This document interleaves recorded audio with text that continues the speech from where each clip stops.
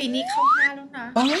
คิดดีคิดดีคิดดีแคทในช่วงแรกๆท้อเพราะว่าไปนั่งขายตั๋วอยู่หน้าโรงหนังเล่นหนังพี่ไก่อยู่ไปเข้าแกรมมี่ได้ยังไงอะก็เลยต้องหยุดงาน2 ปีคิดในใจไหมว่าถ้าเกิดออกมาแล้วไม่ดังอ่ะจะทำไงต่อมีดราม่ากันไหมส่วนใหญ่เขาจะแบบอุ๊ยพี่ใหญ่ต้องอยู่กลางมีเรื่องที่เก็บไว้ในใจไม่เคยบอกใครบ้างมีไหมมันก็มีบ้าง อืม ที่แบบเข้าใจกันผิดบ้าง มีเจอโรงแรมมีเย็นด้วยเหรอแล้วหนูเจอไหม เคยเจอค่ะบ่อยมากน่าจะทุกที่เลย เห็นเป็นตัวหรือรู้สึก ทั้งรู้สึกทั้งเจอแบบดึงผม มีความสุขไหมในวงการบันเทิงเนี่ย สุขด้วยทุกข์ด้วยค่ะ แต๊กอัง มี จับนู่นจับนี่ หายไปครึ่งปี แล้วก็กลับมา แล้วไม่บอกด้วยว่ากลับมาแล้ว แล้วเขาก็ถามว่าเอาอยู่ไม่ได้ move on เลยก็คุณไม่ได้เลิก คุณยังไม่ได้เลิกกับฉันเลยอ่ะ เหมือนเดิมไม่ใช่คนนี้กระทืบซ้ำ2 รอบนะ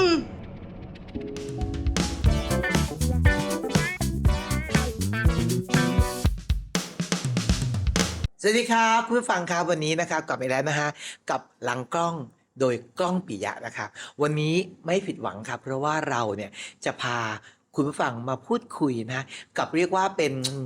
ซูเปอร์สตาร์ค้างฟ้านะฮะน้องแคทเชียร์อิงลิสสวัสดีครับ สวัสดีค่ะ นี่ สวัสดีค่ะ คือ ค่ะ เพลงนางและตัวนางก็ยังดังถึงปัจจุบันยังดังอยู่ในปัจจุบันตั้งแต่กี่ปีมาแล้วนะ 20 กว่าปีแล้วค่ะ 20 กว่าปีแล้วนะ ใช่ตั้งแต่ปี 2001 โอ้โหไม่แต่ก่อนเข้าวงการแต่ก่อนนั้นใช่ไหมเข้าวง เข้าว การ งการก่อนหน้านั้นด้วย อืม ก็ตั้งแต่อายุ13อ่ะ เห็นอย่างนี้เนี่ยเป็นคนเสมอต้นเสมอปลายมากๆเลย เจอตอนแรกๆยังไง ถึงปัจจุบันมันก็ยังเป็นอย่างนี้เหมือนเดิม ยังต้องเหมือนเดิม น่ารักนอบน้อมเหมือนเดิมเลย แล้วเราเจอกันตอนนั้นคือรายการอะไรของมีเดียเด็กๆดูพิธีกรอะไร คิต นะ ตี้แคท อ่าไปกับคุณแม่ ใช่ ก็ยังน่ารักไหว้ทุกคนเหมือนเดิมทุกอย่างเลยปัจจุบันนี้ก็ยังเหมือนเดิมทุกอย่างไม่เคยมีการเปลี่ยนไปเลยเนาะอยู่ในวงการ เปลี่ยนแต่อายุ จากคิดที่แคปถึงวันนี้กี่ปีละ โอ้ก็คิตตี้แคททำตอนอายุ16อ่ะ โอ้ ปีนี้เข้า5แล้วนะ บ้า ปีนี้5แล้วนะ จริงเหรอ จริงอะ หนูห้าเหรอว้ายไม่เหมือนเลย จริงเหรอ ไม่น่า มี เวลาผ่านไปเร็วมาก มีความรู้สึกเหมือนแคทยัง38อยู่เสร็จ อ่าเนาะ ห้าแล้วเหรอ ค่ะ แต่หุ่นยังเหมือนเดิมเนาะ อืม อย่างลักษณะ พยายามอยู่ เอว24เหมือนเดิมเปล่า 24โชคดีว่า24อยู่ เมื่อก่อนเอวเล็กกว่านี้อีกนะ 22 ใช่ ใช่ค่ะ เด็กๆเจอกันเนี่ยแค่เอว22 ใช่ ตอนเนี้ยคือเอว24ก็ยัง 24 ก็ยังสวยเหมือนเดิม อืม เรียกว่าขึ้นมานิดเดียวเองเลยนะคะ พยายาม เอางี้ก่อนเลย แคทเกิดที่อังกฤษใช่ไหม ใช่ค่ะ มีพ่อเป็นคนอังกฤษ คุณพ่อเป็น พี่ ค น้อง น มี อังกฤษ กี่คนนะลูก มีน้องชายค่ะห่างกัน 1 คน 5 ปี น้องชายก็ทำงานในวงการไหม มาน้องไม่เอาเลย อ๋อน้องชื่อ คริสโตเฟอร์ อ๋อคริสโตเฟอร์ ใช่ เฟอร์เนี่ยก็คือเขาก็คงเห็นว่า อืม พี่สาวทำงานหนักมาก อืม เขาก็เลยไม่เอาเลย แต่เขาก็เคยเล่นหนังนะ พี่เคยได้ยินชื่อเขานะ คริสโตเฟอร์ เออ ใช่เขาก็เคยเล่นหนังเล่นกับพี่โจนัวค่ะ อ่า ตั้งแต่นางเด็กๆอยู่เลย อืม ใช่แล้วแบบว่า คือแค่ประสบการณ์ตรงนั้นน้องก็ไม่เอาอีกเลย ไม่เอาไม่ชอบ แล้ว ไม่ชอบ ไม่ใช่แนว แล้วแคทเรียนที่อังกฤษตั้งแต่เด็กๆเลยไหม เกิดที่อังกฤษแล้วก็พออายุ 11 เดือน ย้ายไปอยู่บรูไนเพราะว่าคุณพ่อทำงานที่บรูไนเป็นหัวหน้า engineering สำหรับเอ่อสถานีโทรทัศน์และวิทยุแห่งเดียวของบรูไน อ๋อ ก็เป็นหัวหน้าอยู่ที่นั่นก็ อ๋อ ก็เลยแบบย้ายครอบครัวไปอยู่ที่นั่น ยังไม่ทันจะขวบเลยนะไปบ ยั รู ไม่ ไน ขวบ ละ เลยค่ะใช่ค่ะ แล้วก็ อยู่บรูไนกี่ปี ประมาณ 10 ปีอะค่ะ เริ่มโตเป็นสาวรู้เรื่องละย้ายอีกไหม ก็ไปอยู่อังกฤษ แล้วก็ไปอยู่ กลั ห บ อ มาอังกฤษใหม่ พักใช่ค่ะ ก็อยู่หอพักประจำแล้วก็เสาร์อาทิตย์ศุกร์เสาร์อาทิตย์ก็อยู่กับปู่ย่า อ๋อ แต่ก็คือพอศุกร์เสาร์อาทิตย์ปู่ย่าต้องดูแลเขาก็แก่แล้วเนาะ อ๋อ เขาก็เลยแบบว่าไม่ไหวเอาลูกกลับไปเถอะอะไรเงี้ย ก็กลับไปอยู่บรูไนใหม่ ก็ย้ายไปอยู่สิงคโปร์เพราะว่า โอ้ ถ้าจะอยู่บรูไนต่อนี่ก็คือต้องพูดภาษาของเขาได้ด้วย ก็คือภาษามาเลย์ก็พูดไม่เป็นก็เลยเรียนต่อที่นั่นไม่ได้ แต่ว่าเพื่อนๆที่เคยเรียนด้วยกันที่บรูไนไปอยู่สิงคโปร์ก็ไปอยู่โรงเรียนประจำเหมือนกัน อืม ก็เลยถ้าอย่างนั้นก็ตามเพื่อนๆไปกันแล้วกัน แล้วก็อยู่ที่นั่นปีเดียว อ่ะ ใช่ อยู่สิงคโปร์อีกปีเดียว 2 ปีไม่ถึง2 ปีอะค่ะ เออ ใช่ แล้วก็คุณยายคนไทยคุณยายเสียที่เมืองไทย ก็เลยย้ายครอบครัวหมดเลยจากบรูไน อืม มาอยู่เมืองไทยก็คือ อยู่เมืองไทยไปเลยใช่ค่ะ เท่ากับแคทย้ายไปย้ายมานี่คือ3-4 ประเทศเนาะ ใช่ค่ะ เนาะจาก ประเทศ ลอนดอนจากอังกฤษ ออกฟอร์ด ไปอยู่ ใช่ บรูไน ค่ะ กลับมาอังกฤษ ค่ะ กลับไปสิงคโปร์ ค่ะ มาไทย มาไทย แล้วการเรียนมันต่อเนื่องกันเหรอแคท เรียนอินเตอร์ตลอดเลยค่ะ อืม เรียนอินเตอร์ แต่ว่าแบบบางที อ๋อ มันคือเรียนแบบระบบของอังกฤษ อืม ก็เลยแบบไม่ค่อยตะกักเท่าไหร่ แต่ก็แบบ แต่ก็โอเคได้อยู่ใช่ ตอนย้ายไปอยู่เมืองไทยเพราะคุณย่าเสีย ใช่ค่ะคุณยาย คุณยายเสีย คุณยายเสีย เดี๋ยวก็เลยย้ายไปอยู่เมืองไทย ใช่ค่ะ แล้วตอนย้ายไปอยู่เมืองไทยอ่ะเพื่อนอ่ะเข้ากับเพื่อนเด็กไทยได้ไหม อยู่อินเตอร์ อ๋อ จริ อิ ง น ๆ เตอร์เหมือนกันแล้วเรียนกับชาคิด อ๋อ ชาคิดกับเรย์แมคโดนัลด์ อ๋อ อยู่ ตั้งแต่เด็กเลย เรียนด้วยกันเลยค่ะ อยู่ห้องเดียวกัน เข้าวงการหนูก็เข้ามาก่อนแล้ว ชาคิดกับเลเข้ามาตามสิ รู้สึกว่าชาคิดกับเลเริ่มถ่ายแบบก่อนมั้ง อืม แล้วก็ช่วงนั้นก็อยู่โรงเรียนด้วยกันแค่ก็เริ่มถ่ายแบบเหมือนกัน แล้วก็พอถ่ายโฆษณา ถ่ายโฆษณาเสร็จก็ได้ถ่ายแบบ แล้วก็นั่นแหละ ก็ค่อยๆ แล้วภาษาไทยได้อยู่เลยมั้งแต่เด็ก ได้ตั้งแต่เด็กคือคุณแม่พูดภาษาไทยด้วยตลอด ๆอ๋อคุณแม่จะไม่พูดอังกฤษ ไม่ได้เลย อ๋อพูดไทย ห้ามพูดภาษาอังกฤษค่ะถ้าพูดภาษาอังกฤษกับคุณแม่ ไม่ได้เลย โดนเลยค่ะ แต่คุณพ่อ โดนตี ภาษาอังกฤษ ภาษาอังกฤษค่ะ ก็เลยได้2 ภาษาเล ได้ ย 2 ภาษาเลยค่ะ แต่ว่าคือภาษาไทยตอนนั้นชัด แต่ว่าไม่ได้รู้ทุกคำอะไรอย่างเงี้ย ละเอียดลึกซึ้ง ใช่ค่ะ อย่างแบบว่าตอนคือเข้าวงการแล้วก็แบบพอได้ไปออกแบบพวกเกมโชว์พวกอะไรอย่างเงี้ยคำว่าเดินจงกรมยังไม่รู้จัก ตอนนั้น ไม่รู้ เพราะ คืออะไร เป็นคำศัพ เล ท์พิ ย เศษ ใช่ค่ะอะไรอย่างเงี้ยคือใช้ชีวิตประจำวันอย่างคุยกันแบบเนี้ยสบายมากไม่มีปัญหา แต่ว่าอะไรที่ลึกซึ้งอะไรที่แบบไม่ได้ใช้ทุกวัน ไม่รู้ จะไม่รู้เลยค่ะ ราชาศัพท์ก็ไม่รู้สิ อุ้ยไม่ได้เลย ไม่ได้เลยใช่ไหม ละครถ้าเกิดว่าต้องถามเขาก่อนเลยนะ เออ ถ้าเกิดว่าแบบเป็นแบบละครพีเรียดต้องใช้ราชาศัพท์ไหมคะเอาถ้าอย่างนั้นขอไม่รับ อ๋อ คือแบบรู้เลยว่า ไม่ได้ รอ เลย ไม่รอดแน่นอน แล้วตอนเด็กๆคุณพ่อคุณแม่ ค่ะ เลี้ยงแบบเข้มข้นไหม เอิ่มจะได้ทั้งสองแบบ อืม ระเบียบวินัยนี่คือ ใครสอน แม่หรือพ่อ คุณแม่ สอนทั้งคู่ ใช่เพราะว่าปู่ย่าโดยเฉพาะคุณย่าที่อังกฤษเนี่ย อืม คือผู้ดีอังกฤษมาก อืม ๆเวลาทานข้าวคือ สมัยนั้นก็มีแบบเป็นทีวีที่แบบยังกดปุ่มอยู่อะมันไม่มีรีโมทเนาะ ก็วิ่งไปกดปุ่มยังไม่ได้ อะไรอย่างเงี้ยห้ามเปิดทีวีคือต้องทุกคนต้องนั่งที่โต๊ะแล้วต้องรอให้ทุกคนได้อาหารต่อหน้า ครบแล้ว ให้ครบแล้วถึงจะเริ่มทานได้ เสิร์ฟให้ครบทุกคน ถูกต้องค่ะ แล้วถ้าทุกคนยังทานไม่เสร็จยังไงก็ต้องนั่งที่โต๊ะ รอ แล้วใช่แล้วถ้าเกิดว่าอยากจะลุกต้องขออนุญาต อืม ไม่ IP excuse หรืออะไรอย่างเงี้ยก็คือระเบียบมาก นี่คือปู่ย่า ปู่ย่า คุณพ่อ ใช่ คุณแม่ก็ต้องทำด้วย ส่วนคุณแม่ทุกคนเลยค่ะ ส่วนคุณแม่ก็จะได้ culture ของไทย อืม อะไรอย่างเงี้ยค่ะ นั่งพับเพียบ เรื่องของ ได้ ความ ไหม เคารพผู้ใหญ่หรือแบบอะไรอย่างเงี้ย ไหว้ ใช่ค่ะ นั่งพับเพียบได้ไหม รื่อง พับเพียบ ได้ แม่สอน แม่สอน โอ้แม่พาเข้าวัดไหมเด็ก ค่ะ ๆโอ้ พาปู่ย่าไปด้วยค่ะ อ๋อเหรอฮะ พาฝรั่งเข้าวัด อันนี้เป็นเรื่องเกี่ยวกับชีวิตหรือนิสัยที่โดนเลี้ยงมา ค่ะ แล้วเรื่องการเต้น acting ร้องเพลงอ่ะ เป็นคนชอบตั้งแต่เด็กตั้งแต่จำความได้นี่คือชอบเต้นชอบร้องเพลงชอบเล่นละครเวทีชอบคือกิจกรรม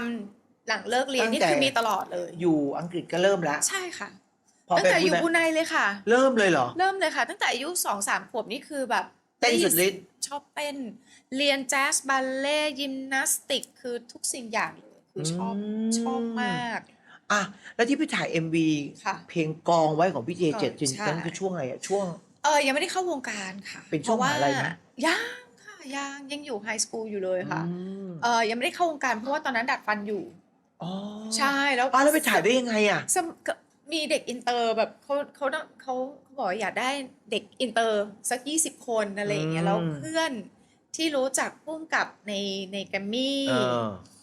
ก็บอกว่าเนี่ยเฮ้ยเพื่อนๆไปถ่าย MV กันไหมอะไรเงี้ยบอกอุ้ยฉันชอบการแสดงอยู่แล้วไปซิอะไรอย่างเงี้ยบอกเป็นเอ็กซ์ตร้าเฉยๆ อ่า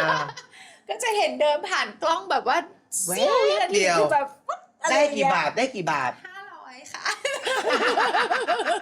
ตอนนั้นตื่นเต้นมา500 บาท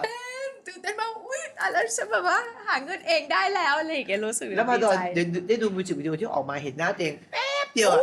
มิวสิกวิดีโอออกบ่อยมากด้วย เลย สมัยนั้น ชอ นะ บ ใช่คือแบบว่านั่งจ้องทีวีทุกวันทุกเย็นอะไรอย่างเงี้ยเวลามันมีรายการของแกรมมี่อะไรอย่างงี้เนาะมันออกมาปุ๊บนี่คือนั่งจ้องเลยคือรู้ว่ามิวสิกวิดีโอนี้ต้องออกแน่ๆ แล้วตอนไปแกรมมี่ไม่มีพวกแมวมองแกรมมี่ติดต่อไปเหรอ ติดต่อค่ะ จริงๆแล้วตอนนั้น อืม ได้เข้าวงการ อืม แป๊บหนึ่งเอ่อก็ติดต่อให้ทำอัลบั้มแต่ว่ายังเด็กอยู่แล้วคุณแม่บอกอย่าพึ่งเลย เพราะว่ายังเรียนอยู่ด้วยแล้วคือความรับผิดชอบมันจะเยอะมากถ้าออกอัลบั้มไหนจะต้องทัวร์ไหนจะต้องไปต่างจังหวัดทัวร์แบบพวกสถานีวิทยุอะไรอย่างเงี้ย มันขาดเรียนไม่ได้อะไรอย่างเงี้ย ก็เลยต้องเรียนก่อน ก็เลยต้องเรียนก่อน อันนั้นเรียนคือมัธยม ค่ะแต่ แล้ว พ ก็ อเข้ามหาลัยถึงได้ออกอัลบั้ม อ๋อเหรอพอเข้ามหาวิทยาลัยแม่ถึงให้ออกในวงการบันเทิง ใช่ มหาลัยเรียนที่มหาลัยอะไรลูก ออกอัลบั้ม ออกอัลบั้ม ใช่แต่ต่อก่อนหน้านั้นก็คือได้เล่นละครได้ถ่าย MV เพิ่มแล้วก็ได้ถ่ายหนังแล้วก็เอ่อจริง ๆ แล้วผลงานแรกในการแสดงคืออันหนึ่งคิดถึงพอสังเขป นี่ ภาค ตั้งแต่ แรก ตอนเด็กมัธยมนี่หนูก็เล่นแล้วเหรอ เล่นแล้ว โอ้โห แล้วมหาลัยเรียนที่ไหน เอแบกค่ะ ไอแบบตรงซอยรามคำแหงนี่สิ ใช่ค่ะ อ๋อ เรียนด้วย เรียนด้วย มัธยมก็เรียน ทำงา หนัก ด้วย นะ เรียนไม่ขาดเรียนเลยค่ะ แล้วหนู เข้า แบ่ง ม เวลา หาลัยก็ไม่ขาดเรียนค่ะ แล้วไม่เหนื่อยเหรอ เหนื่อยค่ะ โอ้โห เหนื่อยค่ะ คือแบบหลาย ๆ คนก็มีความรู้สึก อุ๊ย ฉันอยากจะเป็นดารา ฉันอยากจะอะไรอย่างเงี้ย อืม ถ้าเป็นสมัยก่อนนะ อืม ไม่เหมือนสมัยนี้ มันง่ายมาก อืม สมัยก่อนเนี่ยคือ มันเหนื่อยจริง ๆ อืม มันไม่ได้หรูหรา มันไม่ได้สวยงามอย่างที่ทุกคน ปัจจุบันนี้ คิดใช่ อืม ไม่ใช่เลย คือแบบอยู่ในกองถ่ายสมัยก่อนไม่มีบุฟเฟ่ให้ทานนะคะ ไม่เหมือนสมัยนี้ เป็นข้าวกล่อง ข้าวกล่องค่ะ อืม เขาเอาอะไรมาให้กินคือต้องกินค่ะ กินไม่ได้ก็อดอะไรอย่างเงี้ย อ่า แล้วก็แบบไม่มีแบบบางทีต้องปูเสือข้างถนน ใช่ เนาะ นั่ง น้ำก็ไม่มี ใช่ ถูกต้องค่ะ เออ สมัยนี้เขาสบายกัน นี่ มา แส ก ดงว่า เอาเริ่มตั้งแต่เด็กๆเลย ค่ะ เริ่มเข้าวงการเด็กมากเลยเนาะ เด็กเลยค่ะ ตั้งแต่มัธยมเลยนะ อายุ 13 โอ้โห chapter 2 ค่ะ ตัวแม่ยุค 90 โอ้โห เรื่องทำงานในวงการนี่นะ ที่บ้านเนี่ยเขายินดีน้องแคทเข้าวงการตั้งแต่เด็กๆเลยไหม ตอนแรกไม่ เพราะว่า อืม คุณแม่ก็อยากให้ตั้งใจเรียน อยากจะให้เรียนให้จบก่อนอะไรอย่างเงี้ย แต่ว่าคือจำได้เลยว่า เจอพี่เกียรติไฟว์สตาร์ อ่า แล้วก็แบบพี่เกียรติก็ให้ไปแคสติ้ง อันหนึ่ง เออ คิดถึงพอสังเขปภาคแรก ภาคแรก ใช่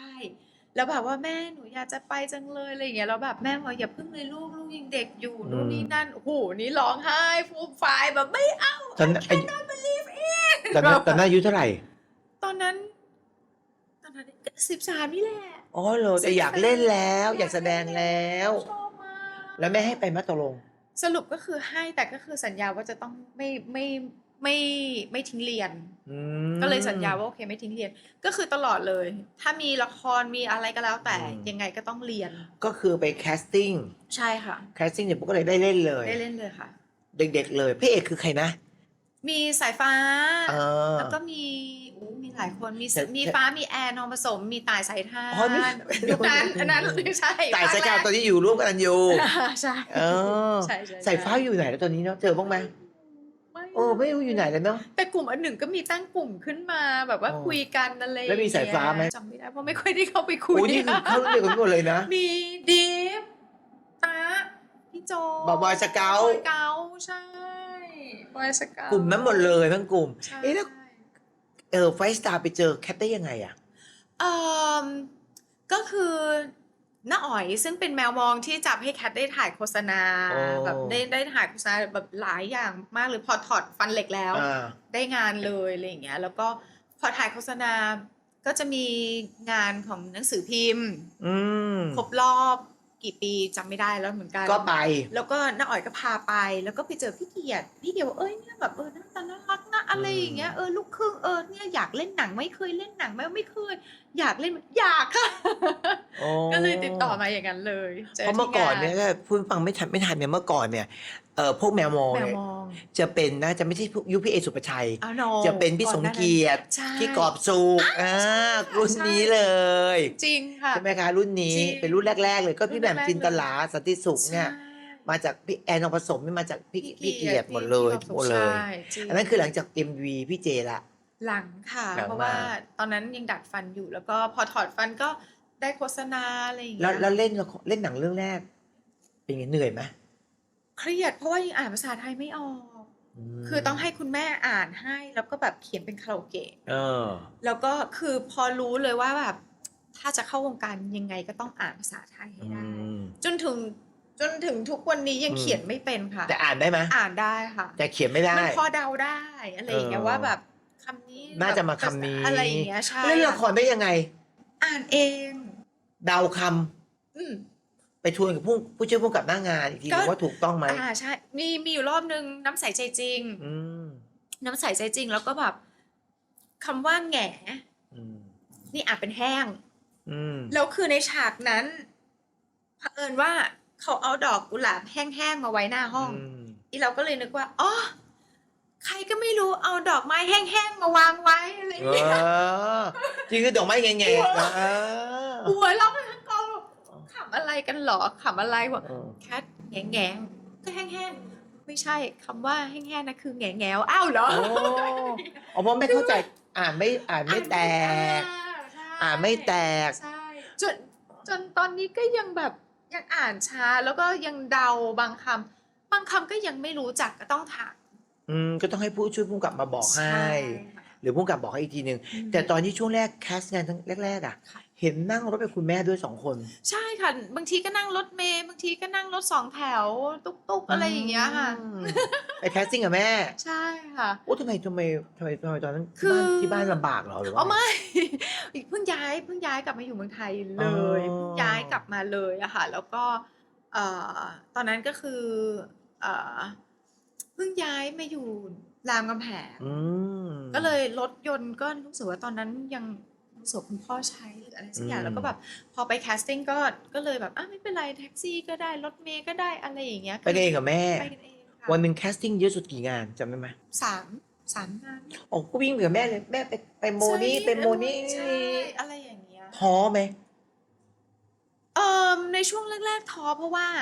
ตอนนั้นดัดฟัน อืม แล้วคือรู้เลยว่าไอการที่ดัดฟันนะ อืม สมัยนั้นเขาไม่โอเค ไม่เอา สมัยนี้บางคนไม่ต้องดัดก็ใส่ ใช่ เพราะว่ามันเป็นแฟชั่นแต่ เออ สมัยนั้นมันไม่ใช่แฟชั่นค่ะนะมันคือดัดฟันจริง คือดัดมันก็จะไม่ได้ ๆเขาก็บอกวิฟันเหล็กเหรอคะว่าใช่ค่ะไม่ได้ค่ะที่ อืม ถอดเมื่อไหร่คะอะไรอย่างเงี้ย ม ก็จะเจอคำถามนี้ตลอดว่าจะถอดเหล็กเมื่อไหร่ อืม ก็เลยไม่ได้งานสักทีมันก็เลยมีความรู้สึกว่า ไปแคสแล้วมันไม่ได้งานสักที แต่พอถอดปุ๊บเนี่ยคือ ได้เลย งานเข้ามาเลยค่ะ แม่นี่เป็นคนทนมากเลยนะ ทนค่ะ อ อ ด ดหลับ ท อน ดนอน มาก ไปกับ นะ ลูกมาก ไปกับลูกทุกงานเลยป่ะ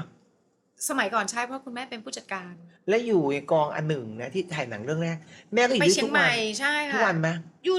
ด้วยตลอดเลยค่ะ โอ้ เพราะว่าแม่ต้องบอกบทด้วยแล้วก็แบบคุณแม่เป็นผู้จัดการเป็นผู้จัดการเ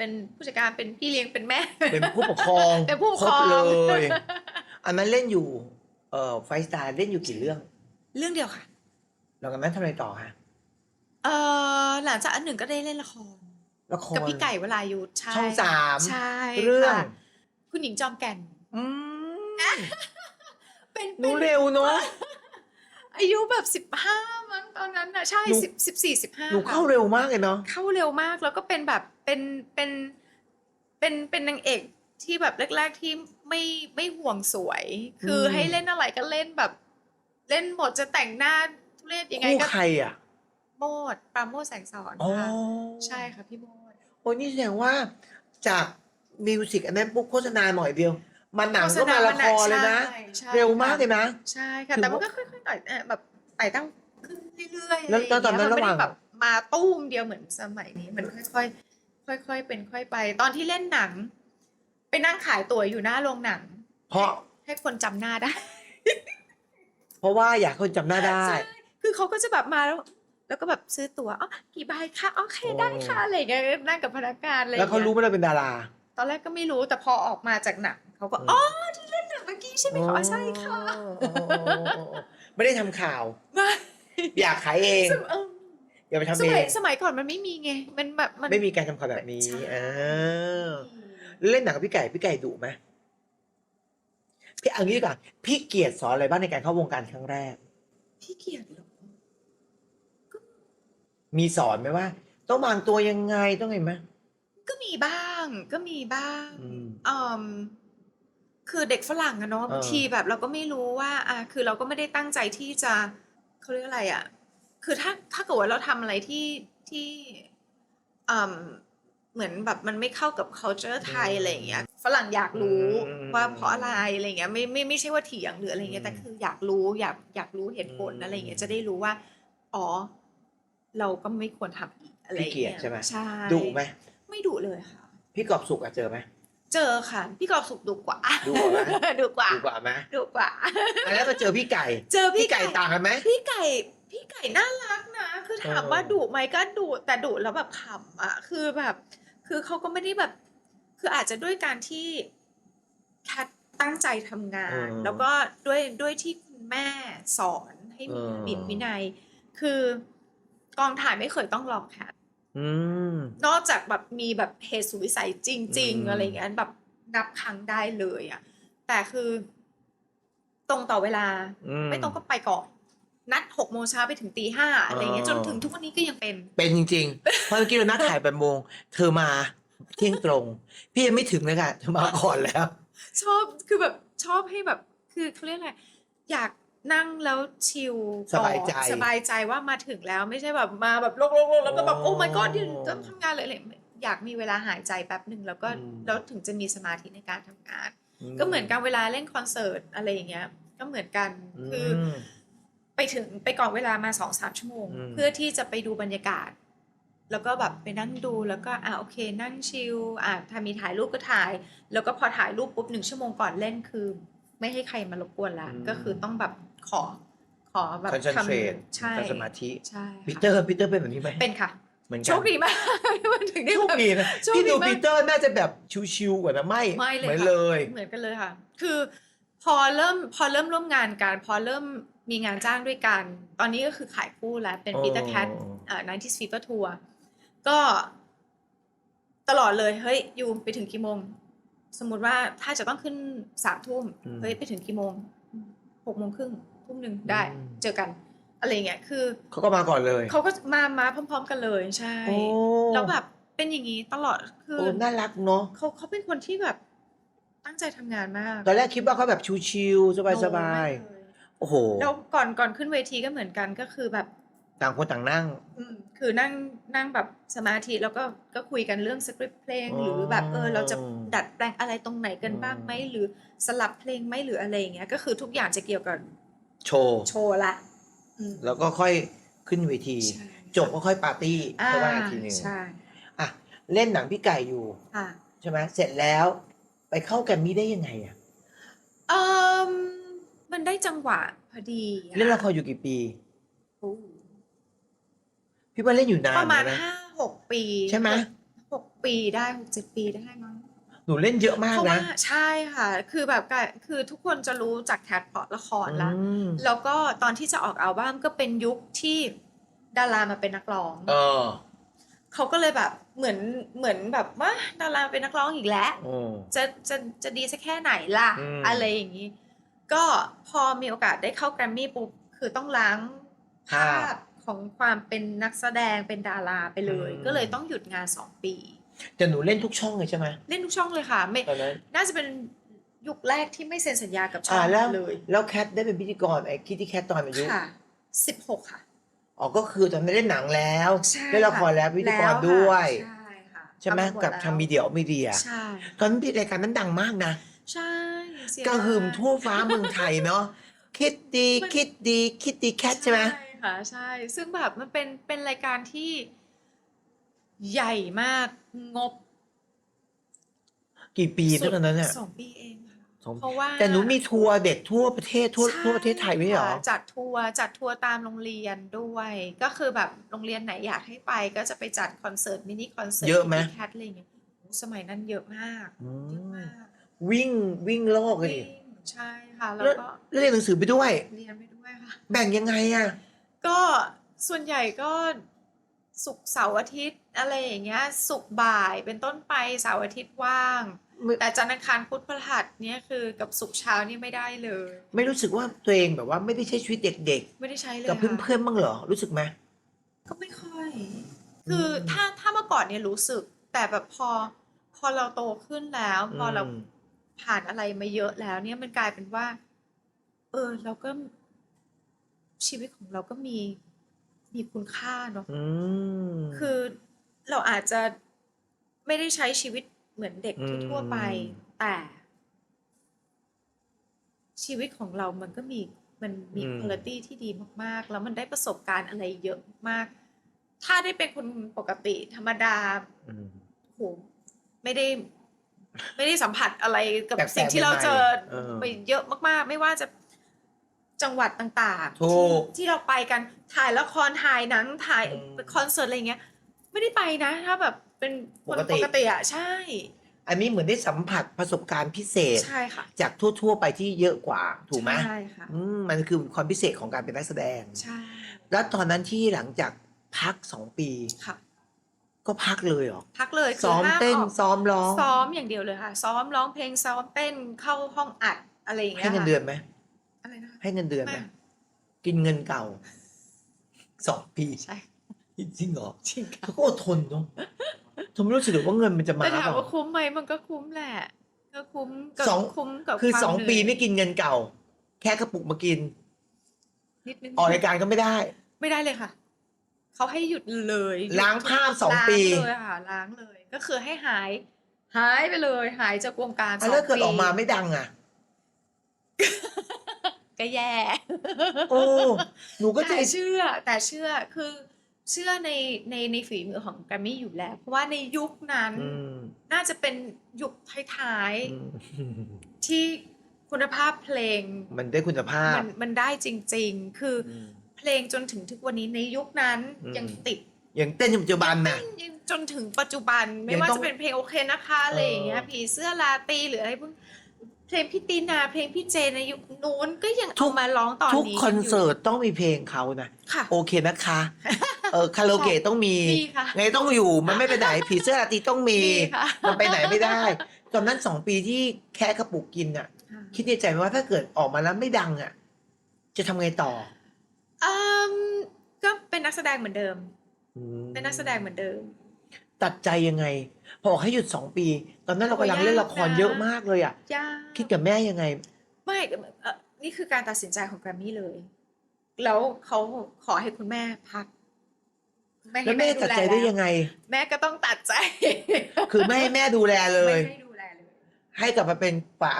ดูแลศิลปินของแกรมมี่ ใช่ค่ะแกรมมี่ดูแลอย่างเดียวเลยแม่ห้ามยุ่ง ถ้า แล้วแม่ แม่จะตามก็แม่ตามได้ แต่การตัดสินใจก็คือแม่ต้องพักละ แม่ไม่รู้สึก แม่ก็น่าจะรู้สึกน้อยใจเล็กน้อยตอนแรก อืม แต่ก็คือ แต่แม่ก็เข้าใจ เพราะว่านี่คือมันเหมือนชีวิตของความเป็นศิลปินที่ต้อง professional แล้วอะไรอย่างเงี้ยค่ะ แล้วก็เชื่อใจแกรมมี่อยู่แล้ว แล้วก็คือมันไม่ใช่แค่แกรมมี่อย่างเดียวที่แบบโอเคแคทต้องเป็นอย่างนี้ไม่คือเรานั่งคุยกันตลอดเลยว่าเฮ้ยอยากได้แบบไหน อะไรอย่างเงี้ยค่ะ คือมันจะคุยกันตลอดเลยเรื่องลุคเรื่องเพลงเรื่องอะไรอย่างเงี้ยค่ะมันก็ 2 ปีทำอะไรกับแกรมมี่ ก็นี่แหละ ซ้อม ค่ะ เต้น ซ้อมเต้นแล้วก็ ซ้อม มี เพลง ฟิตติ้งเสื้อผ้ามีแบบหาลุคหาอะไรอย่างเงี้ยคือ มันไม่ใช่แค่แบบว่าเดือน2 เดือน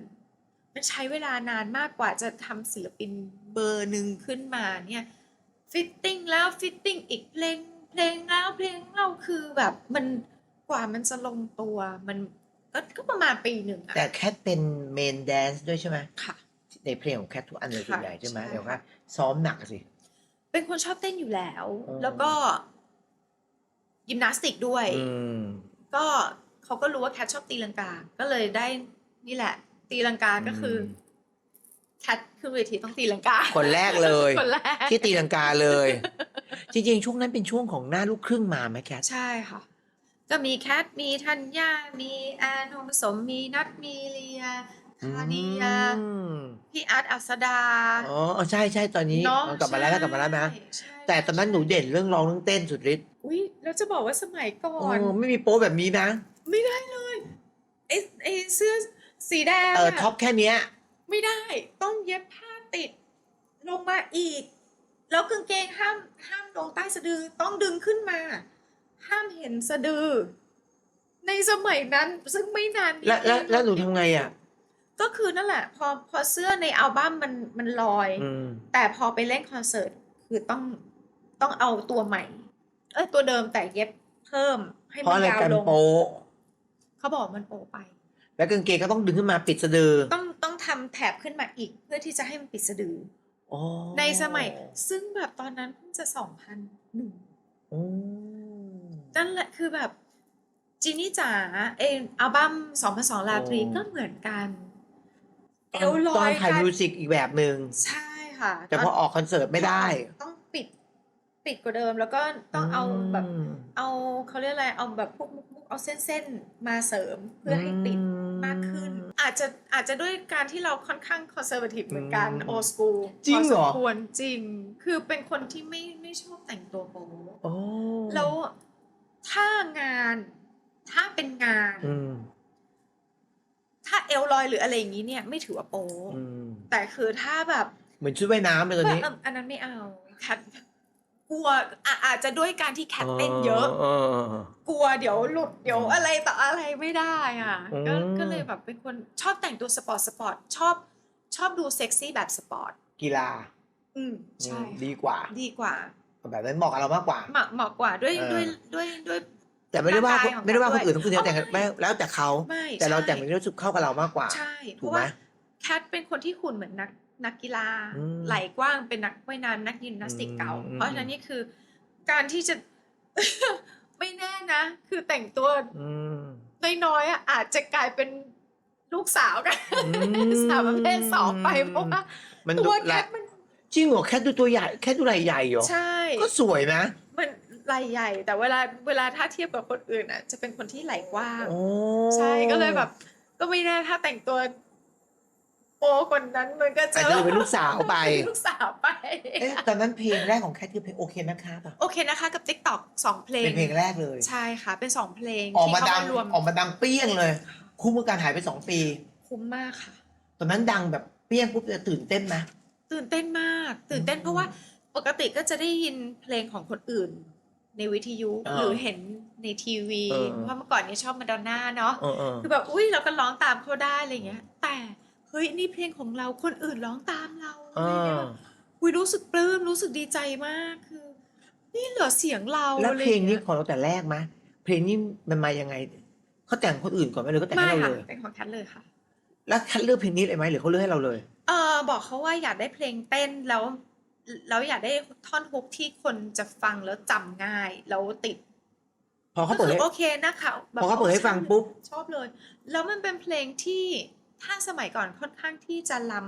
ำ ใช่ใช่ใช่ใช่ใช่ ล้ำกว่า ใช่ สมัยนั้นนะ ใช่ใช่ใช่ แต่ ใช่ กลายเป็นว่าตอนนี้มันเข้ากับสมัยนี้ โอ้โห แบบ มันเป็นเพลงอมตะนะอ๋อใช่ไหม ซึ่งแบบตอนแรกแบบอุ้ยอันนั้นมันล้ำมากเลย แต่ก็ชอบเอาแล้วก็เต้น อันนั้นคือ เต้ ศิลปินเป็นครั้งแรกเป็นศิลปินเดี่ยว ค่ะ แล้วมาเป็นเดบิวต์กับวง2002 ราตรีก็คือมาจากละครที่แคทเล่นด้วยแคทเล่นสาวน้อยในตะเกียงแก้วซึ่งเล่นเป็นจีนี่ ใช่ใช่ใช่ใช่ แล้วคน ช่องเจ็ด ใช่ค่ะ ซึ่งคนชอบกันเยอะมากเพราะมันแฟนตาซี อ่ามั มันแบบว่ามีแบบเวทมนต์มีอะไรต่ออะไรเสกอาหารมากินอะไรอย่างเงี้ยก็น่าจะได้แบบแรงบันดาลใจทำอะไรที่เป็นแฟนตาซีแล้วแบบแต่ก็คือจะบอกว่าเก่งมากๆที่จับแคทหญิงชาแนดอลกับเจนนี่มาเป็นวงนี้ 5 คน ใช่ค่ะ ซึ่งแบบคิดได้ยังไง โอ้ แต่ก็คือชาแนดอล ใครคิด แกมมี่ค่ะของทาง มีใคร แก ครีเอทีฟ เลย คนไหนมีชื่อไหมแต่แกมมี่คิดเอา5 คนมารวมกัน ใช่ค่ะ แต่ละคนซึ่งก็ดังมาจากคนละแหล่งรวมกันนะ ใช่ค่ะใช่ซึ่งก็น่าจะมีความเป็นแดนซ์อยู่ในตัวอยู่แล้วชาแนดอลก็แดนซ์กันอยู่แล้ว หญิงก็พลตะเจนนี่ก็แจมซึ่งก็มีความแดนซ์อยู่ แต่นี่คือแดนซ์น่าจะแค่เกิดชาแนดอลที่แดนซ์ สนุกกันสิ สนุกมาก ตอนซ้อมนี่มันมากเลยสิ มันสนุกมาก คือตอนแรกเอาจริงๆเราเข้ากันได้เร็วมาก คือแบบคลิกกันเร็วมากคลิกกันเร็วมาก มีดราม่ากันไหมมีแย่งซีนกันไหม ไม่เคยมีเลย มีแบบว่าฉันต้องเต้นอยู่หน้า ไม่ เต้นอยู่กลางเต้นมีไหม ไม่มีเลย ไม่มี ได้หมดเลย ได้หมดเลย เพราะว่าคือทุกคนมีเอกลักษณ์เป็นของตัวเอง อืม แล้วทุกคนคือเราแชร์ อืม เราแชร์กันหมดเลย ใครร้องอยู่หน้า อืม ใครไม่ร้องอยู่หลังอะไรเงี้ยแล้วสลับกันไปสลับกันมา อืม คือทุกคนก็จะมีความเด่นของตัวเองอยู่แล้ว มัน ไม่ ไม่เคย ไม่ต้อง มี รี แย่ เควส ไม่เลย โอ้นี่ถือเป็น ไม่มี เป็น เลย professional นะ คือไม่ต้องรีเควสว่าฉันต้องขออยู่นี่อยู่นี่ไม่ตี ไม่มีเลย อ๋อ แล้วแบบส่วนใหญ่เขาจะแบบอุ้ยพี่ใหญ่ต้องอยู่กลางแบบไม่ต้องก็ เอา ได้ แค่อายุเยอะสุดในวงเหรอตอนนั้นอะ เป็นพี่ใหญ่เลยค่ะ จริงเหรอ พี่ใหญ่ค่อนข้าง หลายปี ดูเหมือน ยู่ ดูเหมือนเท่ากันเลยเนาะ หลายปีอยู่ อ่ะแล้วพี่ใหญ่เป็นใครแล้วพี่รองเป็นใคร เอ่อ หญิง โอ้โนหญิงเป็นเด็กสุด จริงเหรอ หญิงเป็นน้องคนสุดท้องในกลุ่มเลย ซึ่งหญิงก็จะแบบในตอนนั้นช่วงแรก ๆ ก็จะแบบ อ๋อ งอแงเป็นแบบเป็นเบบีของกลุ่มอะไรอย่างเงี้ยค่ะ อืม ใช่ สนิทกับใคร ไล่ ที่สุ เรี ด ยกกันสนิทกันหมดเลยค่ะ พอกันหมดเลย เวลาออกทัวร์ทีก็คือไปเป็นกลุ่มเลย ใช่ค่ะใช่ เฮฮา ใช่ อืม ส่วนใหญ่ก็คือจะจับนอนคู่แล้วใครที่ไม่กลัวผีนอนคนเดียว ใครโดนแคท ไม่กลัวผีกันเลยนอน นอน ค คน นเดียว เดียว ใช่ แต่ถ้าเกิดว่าโรงแรมไหนที่ค่อนข้างที่จะเฮี้ยนก็จะมารวมตัวกันอยู่ในห้อง มีเจอโรงแรมมีเย็นด้วยเหรอ มี จริงเหรอ มีก็วิ่งกันเข้ามาบอกว่าขอนอนห้องนี้ได้ไหมได้ มีผีดุด้วยเหรอ มี เคยเจอเหรอเป็นยังไงอ่ะ มีก็แบบนั่นแหละก็มี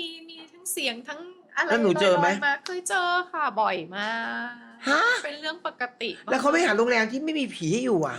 มันแล้วแต่จังหวัดบางทีโรงแรมที่แบบดีสุดของจังหวัดนั้นมันก็เก่าเนาะอะไรอย่างเงี้ยมันแล้วแต่จังหวัดอืม ทัวร์ทั่วประเทศไทยไหม โอ้ทุกที่ เจอ ลย ผีกี่จังหวัด น่าจะทุกที่เลยจริง แสดงว่าแคทก็ไม่ได้นอนคนเดียวตลอดเลยสิอย่างเงี้ย ก็ ก็วิ่งตลอด มีก็ส่วนใหญ่เขาก็ถ้าเขาได้นอนคู่เขาก็ไม่ค่อยเท่าไหร่หรอก อืม อืม แต่แค่นอนเดี่ยว นอนเดียวค่ะ หรือไม่ก็นอนกับผู้จัดการหรือผู้ช่วยหรืออะไรอย่างเงี้ยค่ะ อืม แล้วแต่ เป็นคนมีเซนส์ไหมเนี่ย มีค่ะ จริงเหรอ จริง เป็นคนมีเซนส์เจอพวกของเงี้ยเหรอ เจอค่ะ ในนี้มีไหม เห็นเป็นตัวหรือรู้สึก ทั้งรู้สึกทั้งเจอ ถ้าไปแล้วคือแบบมันเซนจะมาก่อน โอ้ที่นี่แรงอะไรอย่าง จริง เงี้ เหร ย อ รู้เลย พี่นึกว่าหนูแบบ ไม่มีรื่อง เป็นฝรั่งนี่เป็น เอ แบบนี้เหรอ อนึกว่าเป็นฝรั่งที่แบบไม่มีอะไรแบบนี้นะ จริงเหรอ ไปไหนถ้าเกิดรู้ปุ๊บเนี่ยรู้อย่างแรกคือขนลุก ขนลุก มันไม่ถึงกับขนลุกหรอก แต่ก็คือเข้าไปแล้วแบบมันรู้สึกหนัก รู้เลย หนักรู้เลยแบบ แล้วเวลาเห็นเป็นไงเห็นเป็นเงา เจอเป็นเงาด้วย เจอเป็นคนด้วย เจอต่างประเทศก็เจอ เธอไม่เหมือนฉันงงเลยเธอเป็นฝรั่งมากเลยนะ จริงเหร ต่าง อ ประเทศก็เจอที่หอพัก เพราะว่าหอพักอังกฤษก็เจอเพราะว่าโรงเรียนตอนนั้นสร้างช่วงสงครามโลกครั้งที่ 2 อืม ก็เจอ แล้วก็ที่สิงคโปร์ก็เจอ เพราะว่าตอนนั้นมันเคยเป็นสุสาน อืม ก็เลยเจอเหมือนกัน โอ้โหเยอะมากเลยเนาะในห้าคนของวงหนูเจอเยอะสุดเหรอ น่าจะใช่ ซึ่งมันควรจะเป็นชัยนาดอหรือควรจะเป็นหญิงนะกลายเป็นหนู ซึ่งโอเค แต่แบบไม่กลัวเจอ แล้วตอนนี้ไปทัวร์กับพี่ปีเตอร์เองเจออยู่ไหม เจอ ตอนนี้เหรอ เจอ แล้วไปรับ เจ ร อ อง แต่ว่าไม่คือเอาจริง ๆ เวลาจะนอนนะคือมันไม่ค่อยรู้สึกอะไรแล้วมันเหนื่อย คงไม่กลัวแล้วใช่ไหม ไม่เคยกลัว เห็นก็เห็นไม่ เห็ ก น ลัว ก็เห็นไม่กลัว คือแบบบางทีด่าด้วยรบกวนมากนะคือแบบด่าเลย จริงเหรอ จริง ด่า คือแบบ ผีนะ ด่าคือแบบว่าเฮ้ย ด่าว่าไงอ่ะ คือแบบบางทีมีคนเคยเล่าให้ฟังว่าให้แบบด่าหยาบๆไปเลยอะไรอย่างเงี้ยแล้วก็ให้เขาแบบเอาให้หงายอ่ะ หนูด่าภาษาไทยภาษาอังกฤษ ภาษาไทย แล้วบางทีแบบเฮ้ยแบบไม่ไหวแล้ว ขอนอน อ๋อมีเขามากวนอย่างเงี้ยเหรอ บางทีอยากมาเล่นด้วยอะไรอย่างเงี้ยมีเขียนเล่นๆ นี่ อะไร หนู อย่างเงี้ย นี่หนูเจอแรงเนาะ เจอที่แบบว่ากำลังนั่งแต่งหน้าอยู่แล้วเงามันก็ผ่านฟึดแล้วก็แบบขอมาใช้ที่แบบแค่ช่วงกลางวันนี้จะแต่งหน้าแล้วแบบพอแต่งตัวเสร็จก็จะออกไปทำงานแล้วกลับแล้วนะคะ ขออนุญาตยืมห้องก่อนอะไรอย่างเงี้ยที่โรงแรมเป็นโรงแรมบูติกเล็กๆ ก็แบบว่าก็แต่งหน้าอยู่อะไรเงี้ยก็เห็นเงาฟุดแบบเฮ้ยขออนุญาตแล้วนะก็แต่งหน้าต่อแล้วก็เห็นเงาผ่านฟุดมันเหมือนแบบไฟมันลงมาอย่างเงี้ยมันก็เห็นฟืดด่าเป็นชุดเลยว่ะไอ้ยคุยก็ไม่รู้เรื่อง ไม่กลัวเหร แล้ อ วได้ยินเสียง เหมือนแบบว่าไม่สนุกเลย อะไรอย่างเงี้ย หนูไม่กลัวด่าเขาหนูไม่กลัวเหรอ ไม่ มีเจอแรงๆไหมสะกิดแรงๆไหม เจอแบบดึงผ้าห่ม ที่โรงแรมอะนะ ด่าเลยเฮ้ยนอนอยู่หนาวง่วง บ้าแคทเธอเจอแบบออกเดอะโกได้เลยนะเนี่ย นอนต่อแล้วก็ มี ไม่ คน ก อ ว อน ก อีกเลย มีคนออกเชิญรายการผียังเนี่ย อุ้ยนานแล้ว นานแล้ว ชมรมขนหัวลุกจำได้ไหม โอ้ใช่ใช่อุ้ยตายแล้วแกเธอเจอผีเยอะมาก ไป เล มาย แล้ อะ ว โอ้อันนี้คือทำมาเยอะเหมือนกันนะ เป็นพิธีนักร้องแต่เป็นโชว์อยู่กี่เดือนโชว์อยู่กี่ปี หมายถึง โชว์ตอนที่เป็นผีเสื้อราตรีกี่ปี 2 ภาษายังจนถึงทุกวันนี้ยังมีอยู่ค่ะ มีอยู่ แต่ช่วงนั้นก็กระหน่ำทุกจังหวัด โอ้โหปีหนึ่งเต็มคือโอ้โหทุกอาทิตย์เลยอะค่ะ แม่ไปด้วยไหมตอนนั้น ไม่ค่ะ ไม่ไป อั แล้ว นี้ ปล่อย คือแกรม เลย มี่อันนี้คือแกรมมี่ตั้งแต่อัลบั้มแรกนี่คือคุณแม่ไม่ไปแล้ว แล้วแม่ไม่เหงาเหรอ ก็ดูแลน้องต่อ คริส ดู โต แล เฟ น้ อ อง ร์ ชายใช่ โอ้ ค่ะดูแลน้องชายต่อ อ่า แต่ก็คือแบบทัวร์กันอุ้ยสนุกมากสนุก นี่ทำมาทุกอย่างอะเนาะ ใช่ค่ะ ร้องเพลงเล่นละครพิธีกร เดินแบบถ่ายแบบทำทุกอย่างแล้วค่ะถ่ายโฆษณาทำ มีอะไรที่ไม่ได้ทำบ้างไหมประกวดนางงาม ไม่เอา ไม่เอาไม่ชอบ สูงไม่พอแน่ๆแล้วอายุก็ไปแล้ว มิสไงมิสไงมิสซิสไงมิส มิส ซิส ซิส ไง ยังไม่มิสซิสสิ ยังไม่แต่งยังไม่ได้แต่ง งาน งานยังไม่แต่งงาน มีความสุขไหมในวงการบันเทิงเนี่ย สุขด้วยทุกข์ด้วยค่ะปนกันไป สุขคือ ได้ทำในสิ่งที่ตัวเองรัก อืม การแสดงการร้องเพลงการเต้นอันนี้คือเป็นสิ่งที่ชอบตั้งแต่เด็กๆเลย อืม คือไม่ได้หวังว่าจะต้องเป็นคนที่มีชื่อเสียง อืม โด่งดังอะไร แต่ขอให้ได้ทำงานในสิ่งที่ตัวเองชอบ อืม ที่ตัวเองรักอืม และทุกข์ล่ะ ทุกข์ก็คือ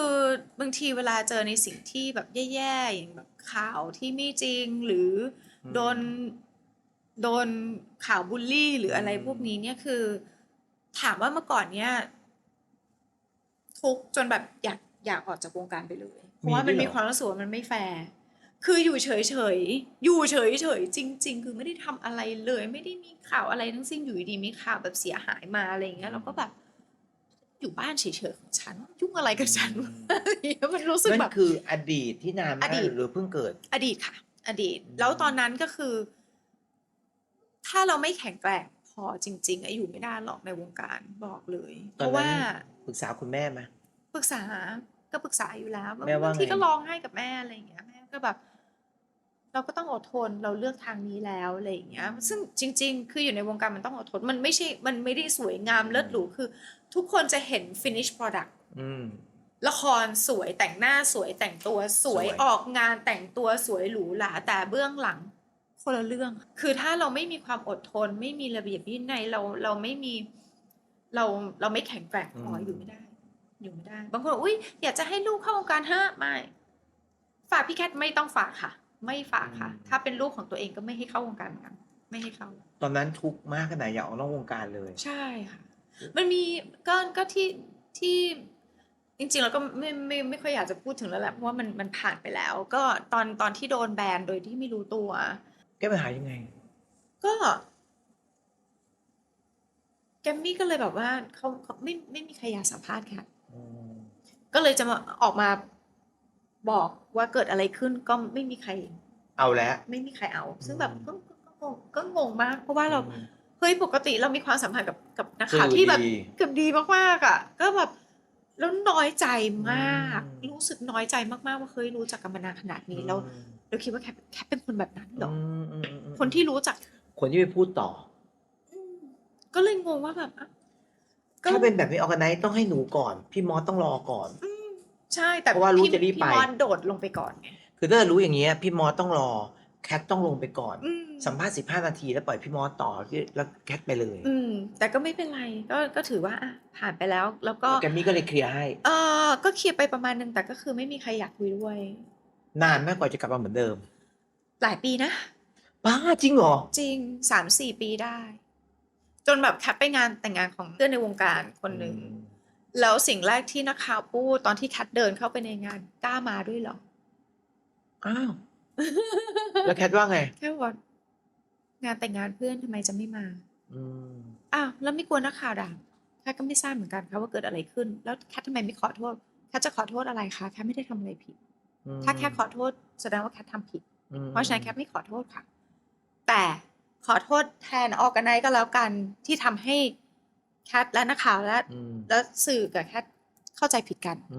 แต่แคทไม่ขอโทษในสิ่งที่แคททำวันนั้นเพราะว่าแคทรับผิดชอบเรื่องงานของแคทแคทต้องไปงานต่ออันนี้คือความรับผิดชอบนี่คือสิ่งที่แคทต้องรับผิดชอบเพราะฉะนั้นนี่คืองานการของแคทต้องมาก่อนแต่คำว่าไม่ให้สัมภาษณ์ไม่เคยออกจากปากแคทถ้าวันไหนที่แคทรีบแคทจะบอกเฮ้ยพี่หนูขอโทษนะคะ เดี๋ยวคราวหน้าที่เจอกันเดี๋ยวให้สัมภาษณ์นะแต่วันนี้หนูขอกันแล้วกันนะคะอะไรอย่างเงี้ย แล้วก็เริ่มคลายลง หลังจากนั้นก็คือมีพี่นักข่าวคนหนึ่งที่รู้จักแคทตั้งแต่แคทเข้าวงการเลย คือแบบอยู่เป็นนักข่าว เด็กๆตั้งแต่มาเราตั้ง ตั้ง แต่ แต่ใช่ตั้งแต่เด็กๆเลยเขาแบบพี่ขอพูดเลยว่าแคทไม่ใช่คนแบบนั้นแคทเป็นคนที่น่ารักมากแบบอะไรอย่างเงี้ยคือแบบขอบคุณพี่เขามากที่แบบ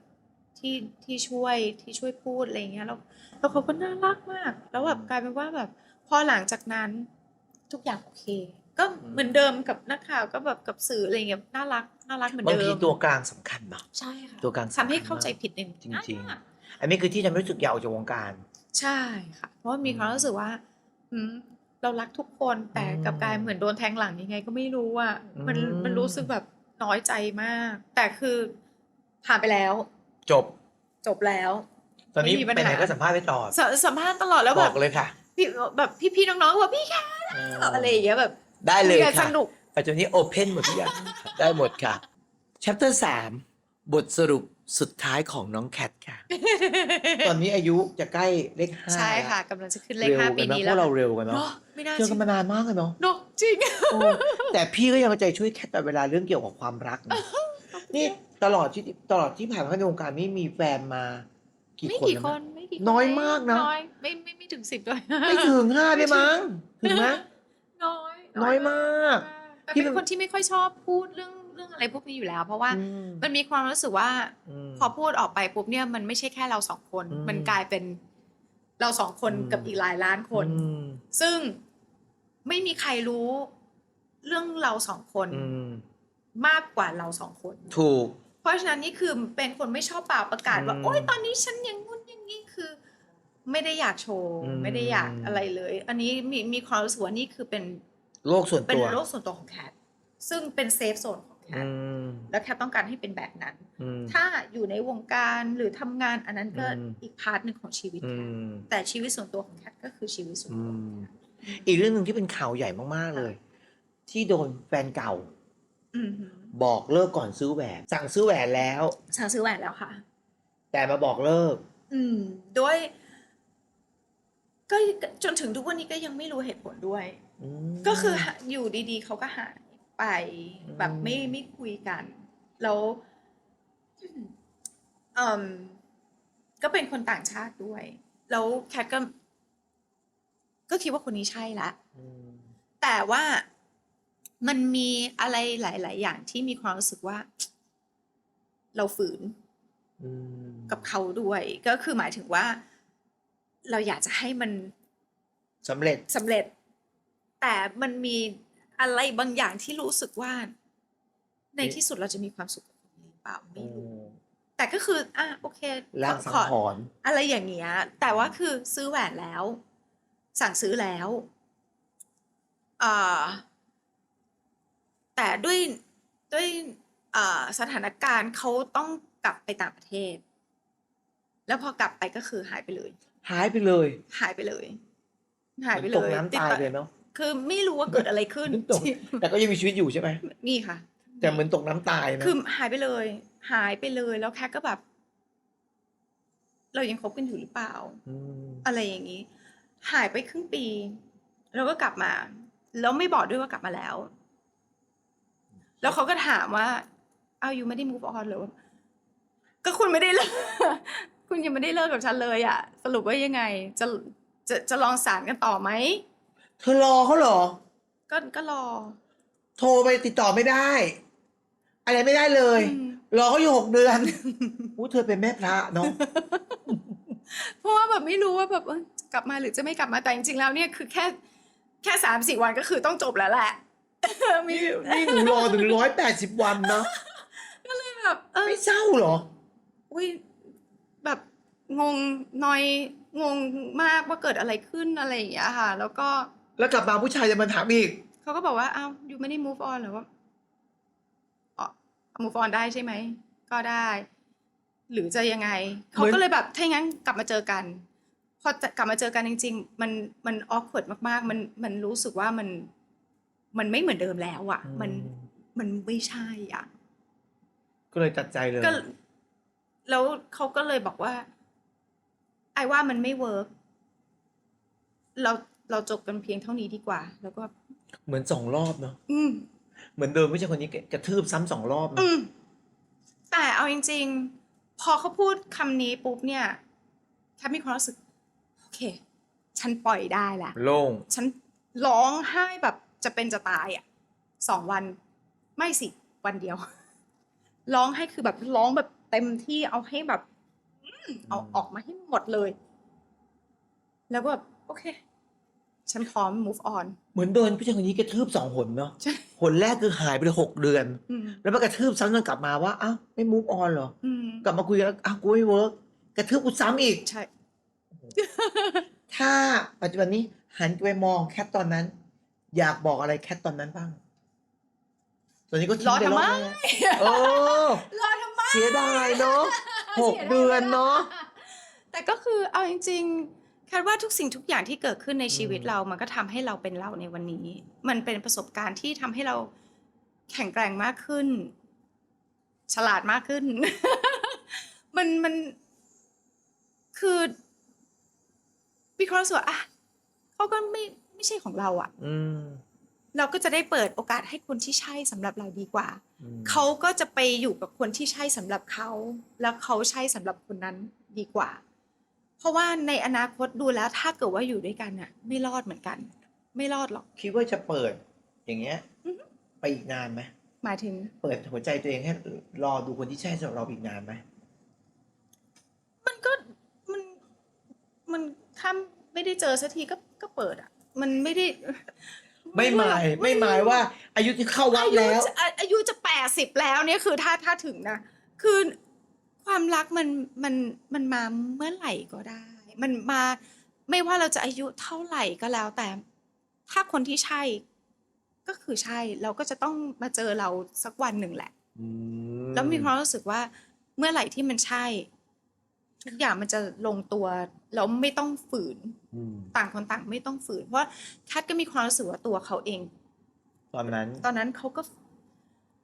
ก็เหมือนไม่ค่อยได้เป็นตัวของตัวเอง100%มันมีอะไรบางอย่างที่ยังแอบแฝงอยู่ที่แบบเขายังไม่ร้อยกับเรา ยังมีอะไรที่ยังมีความรู้สึกเขาปิดบังอยู่ ที่เรามีความรู้สึกว่าเป็นอะไร เราเปิดกับคุณมากๆเลยอ่ะ มีอะไรก็คุยกันก็ได้แต่กลายเป็นว่าเขาไม่คุย เขามีปัญหาอะไรเขาก็ไม่คุยอะไรอย่างเงี้ยเขาปิด เขามีกำแพงสำหรับเรา มาก แต่พี่จะเอาคำของแคทไปใช้นะ พี่จะเปิดรับกว่าคนที่ใช่จะเข้ามาจากพี่ ไม่หมายว่าอายุจะเท่าไหร่ ต่อจะให้70พี่ก็จะรอ เหมือนแคทบอก แคทก็จะรอคนที่ใช่ ใช่ แสดงว่าปัจจุบันนี้มีคนคุยอยู่ไหมหรือไม่มี ก็มีคุยค่ะ แต่ยังไม่รับปากว่าเป็นแฟน แค่คุย ก็คุย ใช่ไหมคุยกันนานยัง ไม่นานนี้เอง จริงๆ อยากแต่งงาน อยากแต่งค่ะ อยากมีลูกไหมตอนนี้ มาไม่เอา ไม่ได้แล้วค่ะ ไม่ฝากไม่ได้อ๋อเป็นก็ ฝากไม่ทัน นั่นแล้ว ฝากไม่ทันใช่ จริงๆแล้วคุณแม่บอกให้ฝากตั้งแต่20กว่าๆแต่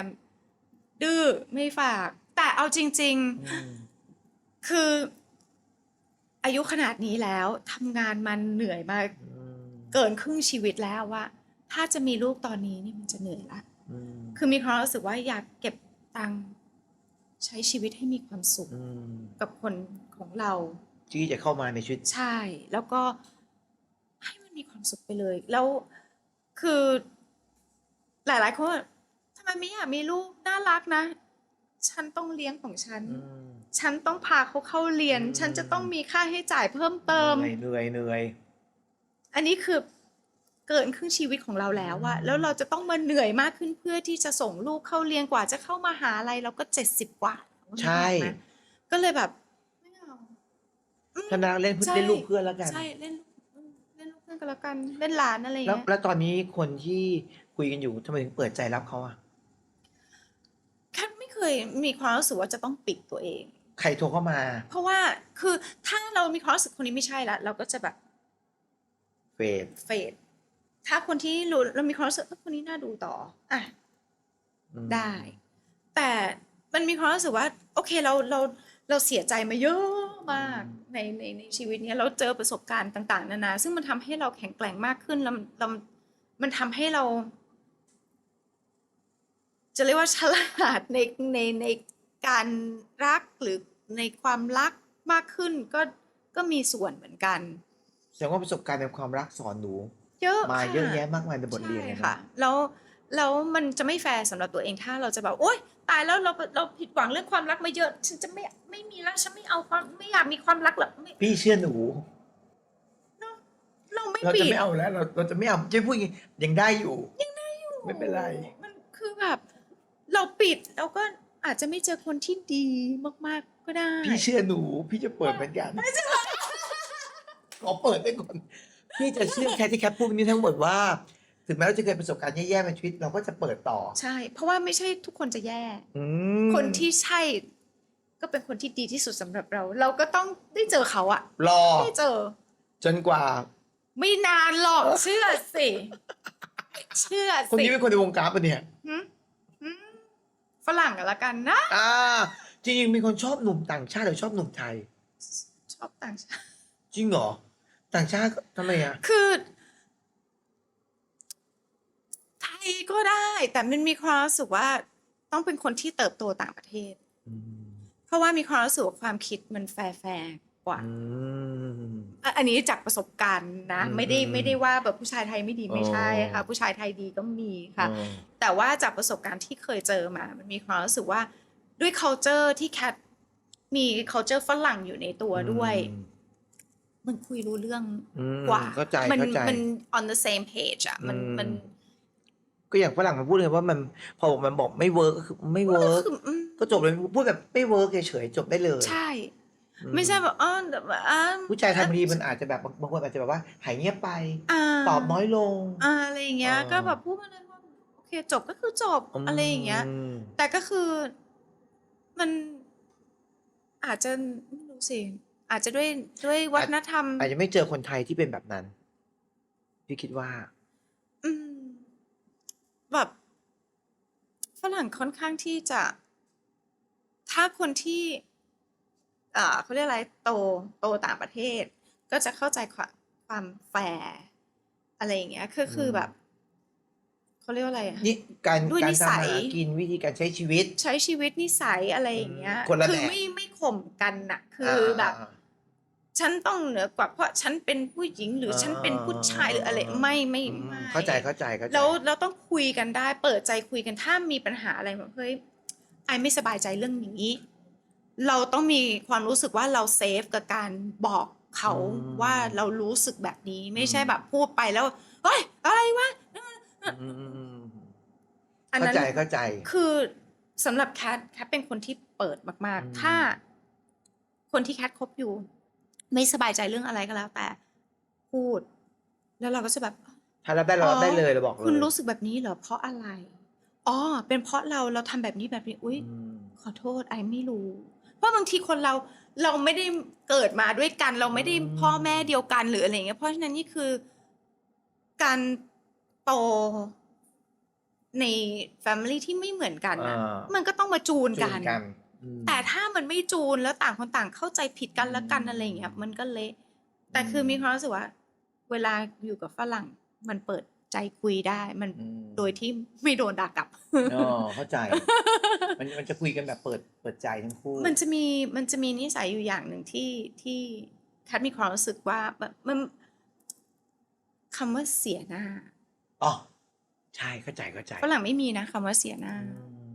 น้อยคนอาจจะมีบ้างแต่น้อย อืม แต่ใน culture ของเอเชีย อืม เสียหน้าไม่ได้ อืม การที่เรารู้สึกไม่ดีเฮ้ย อืม หรือถ้าสมมติว่าแคทบอกพี่ก้องว่าเฮ้ย อืม พี่ก้องพูดแบบนี้แล้วหนูไม่สบายใจพี่ก้องจะอะไร อืม ฉันผิดเหรอ อืม อะไรอย่างเงี้ยหรือถ้าเกิดพี่ก้องบอกหนูว่าเอ้ยแคทพี่ว่าไอ้แบบนี้ไม่โอเค ทันทีก็จะดีเฟนส์เลยแบบ อืม ทำไมโอ๊ยตายแล้ว แต่ถ้าเกิ ฉั ด นไม่ ฝ ดี รั่ง เหรอ แล้วฝรั่ง ฝรั่งก็จะอ๋อเหรออ๋อยูรู้สึกอย่างเงี้ยเออ ขอโทษนะ เพราะอะไรขอโทษ ไอไม่ได้ตั้งใจ คือเขาจะยอมรับเลย แล้วก็ อืม ขอโทษอะไรอย่างเงี้ย อืม มันก็เลยมีความรู้สึกว่า มันสบายใจ คนละแบบ อืม อันนี้คือความสบายใจ จริงๆ หนุ่มใจดีๆก็มีเยอะนะคะ ใช่ใช่ เยอะมากๆเลยนะอ่ะความรักเรียบร้อยแล้วเคลียร์หมดแล้ว ฮ่าฮ่า ตอนนี้อินกับเรื่องอะไรเป็นพิเศษบ้าง แบบไหนอ่ะ ออกกำลังกาย ก็ไม่นะ ทั่วๆไป ใช่ อินในการออกคอนเสิร์ตมากกว่ามั้ง ถูก ใช่ เพราะตอนนี้ยังรับงานอยู่ใช่ไหม งาน คะ เยอะมากเลยค่ะ ชื่อ Peter Cat 90 เออ Fever Tour ใช่ค่ะ ตอนนี้ทัวร์คู่ก็จริง ๆ แล้วเนี่ย อืม โอ้โหรู้จักกันเป็นเพื่อนกันมา 30 ปี กับคุณ แล้ว Peter ใช่30 กว่าปีแล้วก็เป็นเพื่อนบ้านกัน 10 กว่าปี อยู่บ้านใกล้ๆกันเหรอ ใช่ ห่างกัน4 หลังโดยที่แบบไม่รู้ตัวด้วย อืม ตอนแรกเพราะว่าอยู่แถวเอกมัย อืม แล้วมันมีแบบในมันเป็นเขาเรียกอะไรนะ มันเป็นหมู่บ้านปิด แล้วมันมีถนนอันเดียว เส้นเดียว แล้วแคทอยู่เกือบท้าย อืม แต่เตอร์จะอยู่ด้านหน้า อืม ซึ่งแคทน่าจะไปอยู่ที่นั่นก่อนเตอร์ซะด้วยซ้ำแล้วมันจะมีรั้ว เพราะฉะนั้นคือต้องเข้าออกรั้วนี้ อืม แล้วแคทก็ต้องขับรถผ่านบ้าน บ้าน เตอร์ตลอด เตอร์ต เล ล ย อด แล้วไม่รู้จนมีอยู่วันหนึ่งก็คือขับรถมาอ้าวไอ้เตอร์ทำอะไรอยู่ก็เลยกดเปิดกระจกมา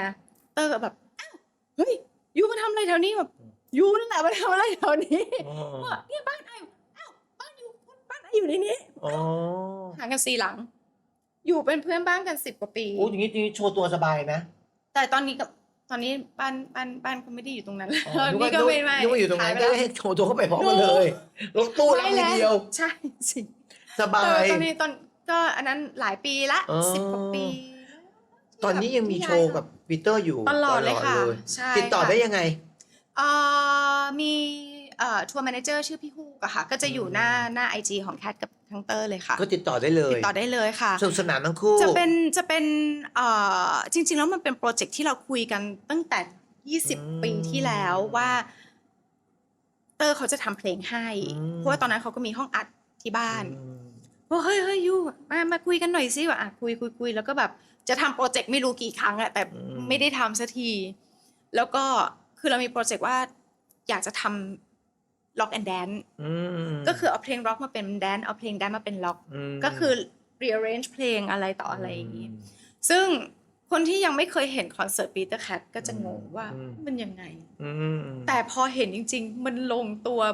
มันลงตัวมากๆ ซึ่งโชว์ตลอดนะ โชว์ตลอดเลยค่ะ เพิ่งกลับจากเมืองนอกมาด้วยนี่ ใช่เพิ่งไปยุโรปมา ไป ค่ะ โชว์ยุโรปมา ใช่ ปีเตอร์แค ค่ะ ท ใช่กลับมาปุ๊บยุโรปโทรตามอีก ก็เลยเดี๋ยวจะต้องกลับไปอีกปีนี้ค่ะ ปีเตอร์เป็นคนน่ารักนะ น่ารักมาก เป็นคนน่ารักมาก เป็นคนที่น่ารักมากๆแล้วก็ ประสบการณ์ในชีวิตที่แบบแคทก็เจอ เยอะ พอกับเขา เห เห มื มื อ อน น กัน กัน แล้วเข้าใจความรู้สึกของเขามากๆว่าเขาโดนคนเข้าใจผิด เยอะมากๆ พอเราเจอกับตัวเองคือก็เลยแบบเข้าใจว่าแบบมันจี๊ดเนาะ เขาอบอุ่นเนาะ เขาเป็นคนที่น่ารักมากอบอุ่นมาก อบอุ่นเนาะปีเตอร์ ลูกเขาน่ารักมาก เขาเป็นคนน่ารักนะปีเตอร์จริงๆ ใช่ แล้วเนี่ย คนไม่รู้จัก นิสัยดีมาก นึกว่าโอ้ปีเตอร์จะหยิ่งหรือเปล่า ไม่เลยน่ารักมาก นิสัยดีมากนิสัยน่ารักมากเขาจะแบบฝรั่งแล้วเขากันเองมากแล้วก็เฟรนลี่มาก น่าจริงทำงานหน้าตาหนูก็สวยรูปร่างก็ดี ๆค่ะ ตั้งแต่เข้าวงการมาตั้งแต่แรกเลย เคยมีผู้ใหญ่มาถึงเนื้อถึงตัวบ้างไหมเวลาไปงาน อ๋อ มีไหม อ่าแบบไหน แจ๊ะอัง มี จับนู่นจับนี่ มี ไห แต่ว่าแคทเป็นคนที่ค่อนข้างที่จะน่าดุเวลาคือถ้าไม่โอเคก็คือ ถ้าทำแตะนี่คือจะแบบ ไม่ได้ ไม่ได้ สีหน้ารู้เลย จะเกาะเอวก็แบบ หรือส่วนใหญ่ก็จะมีพี่เลี้ยงหรือผู้จัดการหรืออะไรอย่างนี้ที่จะคอย ประ ดู กบ อยู่แล้วประกบอยู่แล้ว เพราะฉะนั้นอะไรที่มันดูไม่เหมาะเขาก็จะช่วย แต่ถ้าไม่ทันปุ๊บเนี่ยคือแคทก็จะแบบ เอามือออก อะไรอย่างเงี้ยคือให้รู้ว่าไม่โอเค อย่ามาจับ อืม แล้วตอนช่วงที่ออก2 ราตรี ค่ะ อยู่ในวงกันหมดเลย มีเรื่องที่เก็บไว้ในใจไม่เคยบอกใครบ้างมีไหม เรื่อง เรื่องความรู้สึกคนในวง หรือเรื่องเกี่ยวกับโปรเจกต์ โอ้ นี้ ไม่เลยไม่ อืม ค่อนข้างที่จะคุยกันตลอดเลย จ พูด ริง หม ๆ ด แล้ว คือมันก็มีบ้าง อืม ที่แบบเข้าใจกันผิดบ้าง อืม แต่ไม่ถึงกับแบบดราม่าหรือทะเลาะกันยกใหญ่หรืออะไร เพราะเราโตกันหมดแล้วอะเนาะ เหมือนใช่มันโตๆกันหมดแล้ว แล้วทุกคนก็แบบ เกือบทุกคนมีครอบครัว ก็เลย สามคนมีครอบครัวแล้ว มันก็เลยแบบโต มั กัน น ก็ แล้ โต ว กันแล้ว ใช่ความคิดมันก็โตกันแล้ว เพราะฉะนั้นนี่คืออืมจริง ๆ แล้วก็หลังๆก็สงสาร2002เหมือนกัน เพราะว่าปีเตอร์แคททัวร์กันบ่อยมาก แล้วเวลามีคอนเสิร์ตหรืองานจ้าง2002เข้ามา แคทไม่ได้ แล้วแบบกลัวมากๆว่าแบบน้องๆจะน้อยใจหรือแบบกลัวว่าแบบพี่แคททิ้งหรือเปล่าอะไรเงี้ยมันไม่ใช่เลย คือส่วนใหญ่ก็จะงานนี้มาก่อนอะไรอย่างเงี้ย แล้วแบบ ต้องล็อกยาว มันล็อกใช่แล้ว เห็นอย่างนี้เนี่ยล็อกยาวค่ะ ล็อก ล็อกหลายเดือนเลยอะไรอย่างเงี้ยแล้วก็แบบพอมันมีงานนี้เข้ามาว่าเอาอีกแล้ว ชนกัน ทำไมมันชนแล้วแบบบางทีแบบกี่โมงเผื่อวิ่งทันอะไรอย่างเงี้ยจะ วิ่ง พย บ้างไหม ยาม วิ่งบ้างไหม เกือบแต่แบบ ไม่ค่อยวิ่ง ไม่ค่อยแต่คือถ้าทำได้ก็จะวิ่ง เพราะว่ามันก็จะมีงานที่เพิ่งติดต่อมาเหมือนกันเขาบอกว่า3 ทุ่มเลิก4 ทุ่มแต่ของแคทอีกอันหนึ่งคือเที่ยงคืนกับเตอร์ก็จะเที่ยงคืนแคทก็แบบเฮ้ยทันไหม คือ ทันมาได้ไหม แต่ห้ามเลทอะไรอย่างเงี้ย คือแบบยอม แต่ แว้ หนู น จะ อะ มีแรงเหรอหนูสู้ โอ้ยสบายมา เพราะ ก หนูร้องสุดเดชมาก่อน สบายมาก ยังแข็งแรงออกกำลังกายเหมื ยั อง นเดิม ถึกอยู่ ทุก ค่ะ อย่างเหมือนเดิม ยัง เลย ยังอึดถึกอยู่ค่ะ เคยคิดไหมว่าถ้าเกิดเราไม่ทำงานในวงการอยากทำงานด้านอะไร อืมถ้าสมัยเด็กๆอ่ะ อ่า อยากเป็นแอร์ อืม เนาะเป็นความฝันของเด็ก ใช่ ๆ พี่อยากเป็น เด็ ส ก จ ผู้ ว หญิ ต งได้ใช่ไหม อ่า คือแบบว่ามันมีความรู้สึกอ๋อ เออ มันดูหรูอ่ะมันดูแบบเอ้ยสวยหล่ออะไรอย่างเงี้ย สมัยนั้นอืมถ้าไม่ได้เป็นนักแสดงไม่ได้เป็นนักร้องก็ไม่รู้เหมือนกัน เพราะมันโตมาแล้วเนาะ ใช่ เราอยู่ในวงนี้ไปแล้วคิดยากเนาะ คิดยากแต่ คิดยาก ก็คงทำธุรกิจของตัวเองอะไรอย่างเงี้ยอย่างตอนนี้ก็คือทำธุรกิจกับเตอร์เหมือนกัน ก็มันเป็น ทำไมนะคะ ทำมันเป็นคล้ายๆอาหารเสริม อืม สำหรับผิวพรรณอะไรอย่างเงี้ยค่ะ ซึ่ง ชื่อ VB9 อ่า ซึ่งจะทำจากผักผลไม้9ชนิด อ่า ก็คืออันนี้ช่วยน้องโปรโมทนะเราไม่ได้มาขายตัวนี้ ทำ ไปติดต่อ ไม่ ได้เลยที่เพจน้องแคท ใช่ค่ะ ของ อ่า แคทกับเตอร์ค่ะ อ่า ใช่ ก็คือทั้งแคทกับเตอร์ค่อนข้างที่จะดูแล เรื่องสุขภาพเรื่องผิวพรรณเรื่องอะไรอย่างเงี้ยเพราะว่าการที่เราอยู่ในวงการมันก็ต้องดูแลเนาะส่วนเตอร์เขาก็เอกเคมี อืม ซึ่งเขาก็จะรู้เรื่องแบบรายละเอียดอะไรพวกนี้แล้วแบบพอเจออาหารเสริมอันนี้เนี่ยก็ลองทาน แล้วมันดีจริง อืม ๆ ก็เลยบอกเฮ้ยทำด้วยกันอะไรเงี้ย อ่า ก็เลยทำด้วยกัน ก็ติดต่ออุดหนุน ซึ่ง น้องได้เลย ได้ค่ะ ที่เพจ ก็จะมีก็ดูตามเพจของแคคเตอร์แล้วก็จะมีเพจของ BB9 ด้วยค่ะมี ของน้อง Facebook ทำเองอันนี้ไม่ได้ ใช่ ไม่ได้มาซื้อรายการเราออกนะคะ ไม่ใช่นะคะ บอกก่อนเลยค่ะ แคทผ่านชีวิตมาเยอะแยะมากมายทั้งนักแสดงมีดราม่าต่างๆนานาเรื่องชีวิตต่างๆ ผ่านเรื่องราวเกี่ยวกับนักข่าวแบรนด์เนมเยอะมากๆเลย ได้ข้อคิดอะไรเกี่ยวกับชีวิตในตัวนี้บ้าง ชีวิตมันสั้น อืม แป๊บเดียวทำอะไรก็ได้ที่ทำให้เรามีความสุขและรู้จักปล่อยวาง อืม เพราะว่าคือเอาจริงๆอย่างพวกข่าวอะไรที่ไม่ดีหรืออะไรเงี้ยหรืออะไรที่เรารู้ว่าเราไม่ได้ทำ อืม ก็ปล่อยไป อ่า คือคนจะเข้าใจเราผิดหรืออะไรก็ปล่อยเขาไปว่าชีวิตเราคือของเรา อืม เราเกิดมาคนเดียวเราตายคนเดียว ถ้าเรามัวแต่แบบอ๋อฉันจะต้องว่าง่ายๆเลยทาสสังคม อืม อย่าเป็นทาสสังคม อืม อย่าเป็นทาสสังคม ใช่ คือ สังคมต้องการให้เราเป็นแบบนี้ อืม เรามีความสุขไหม อืม เราเอาชีวิตของเราให้มีความสุขทำในสิ่งที่เรารักสิ่งที่เรารู้สึกเราสบายใจ แต่ไม่ได้ไปเดือดร้อนคนอื่น อืม ไม่ได้ทำให้คนอื่น รู้สึกไม่ดีหรือ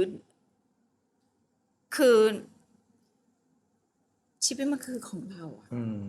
ทำให้เรามีความสุขที่สุด ใช่ สุด คือเอาจ ง่ย ริงๆ ตอนนี้เนี่ยพอจะขึ้นเลข 5 นี่มีความรู้สึกว่าเดี๋ยวก่อนนะ เราเวลาไม่มากแล้วนะ เพราะว่าอย่างคุณพ่อเสียตอนอายุ 62 อืม นึกออกไหม คือแคทมีความรู้สึกเฮ้ยถ้าแคทจะไป อายุเท่าพ่อแคทเหลืออีก12 ปีเองนะ อ๋อ ไม่เยอะนะ อืม เพราะฉะนั้นแคทจะมัวแต่แบบว่าอุ๊ยเขาจะคิดอย่างนั้นแคทอยากทำอย่างนี้เขาจะคิดอย่างนั้นคนนี้จะคิดอย่างนั้นโอ้ประสาทค่ะ จบ ชีวิตไม่ได้เป็นของเราแล้ว ชีวิตเรากลายเป็นของคนอื่น อืม เพราะฉะนั้นนี่คือทำอะไรที่เรามีความสุข เราไม่ได้ไปเดือดร้อนคนอื่น เราไม่ได้ไปล้ำเส้นใครหรือเราไม่ได้ เรารู้ว่าเราก็ไม่อยากพูดอย่างนี้เลยอะเดี๋ยวกันนะจะพูดยังไงดีอะเรารู้ว่าเราไม่ได้เป็นคนไม่ดีอะ อืม เราคือ เรา ใน ไม่ ชี เคย วิต ไปรบกวนคนอื่น ไม่ ไม่ เค เคย ย ไปแบบว่า เอาเปรียบคนอื่น ไม่เคยเลย เออ ไม่เคยเลย เราเป็นคนที่เราอยู่ในเลนเส้นปกติที่เป็นมาตรฐานดูแลทุกคนสังคมที่ดี ใช่ ด้วย แล้วก็อาจจะโดนปลูกฝังมาตั้งแต่เด็กด้วยว่าเราคือแบบอย่างด้วยการที่เรามีชื่อเสียง เราก็ต้องเป็นแบบอย่างที่ดีให้กับคนอื่น เพราะนั้นอันนั้นคือเป็นสิ่งที่แคทก็ยึดไว้อยู่เหมือนกัน แต่ว่า ว่า ตอนนี้ก็อยากใช้ชีวิตให้มีความสุข มีความสุข แต่เราก็ อยู่บนรากฐานของการที่ไม่รบกวนคนอื่น ไม่เบียดคนอื่น ใช่ ใช่ไหมครับพี่พูดถูกไหม ใช่ค่ะ ก็คืออย่าไปสนใจอะไรมากมายกับชีวิตคุณ ปล่อยวาง เออ ชีวิตเรา ปล่อยวาง สั้น เราไม่รู้ว่าวันนี้พรุ่งนี้เรายังอยู่หรือเปล่า โอ้พูดถูกมากเลย ให้มีความสุขที่สุดไม่ต้องเบียดเบียนคนอื่น ใช่ ดีที่สุดเลย แต่วันนี้พี่คุยกับแคทนะ พี่ได้บทเรียนเยอะแยะมากมายเลย หนึ่งเรื่องความรัก เรื่องการใช้ชีวิตการเปิดกับให้ตัวเองอู้เยอะแยะมากๆเลยนะ ขอบคุณน้องแคทมากๆเลยที่วัน ให้โอ นี้ กาสตัวเองด้วยนะ ต้องให้สิ ต้องให้โอกาส ไม่มีทางปล่อยวาง ตัวเองด้วยนะ ต้องอยู่ต่อแน่นอน ขอบคุณน้องแคทมากๆค่ะแหมวันนี้คุยกับน้องแคทแล้ว ได้ข้อคิดแง่คิดดีๆหลายๆอย่างมากๆเลยมีความสุขมากๆเลย เจอกันใหม่นะคะกับ EP หน้านะคะรายการหลังกล้องค่ะ อย่าลืมนะคะ กดไลค์กดแชร์ด้วยนะคะ เป็นกำลังใจให้พวกเราด้วยนะคะ วันนี้ลาไปก่อนสวัสดีค่ะ สวัสดีค่ะ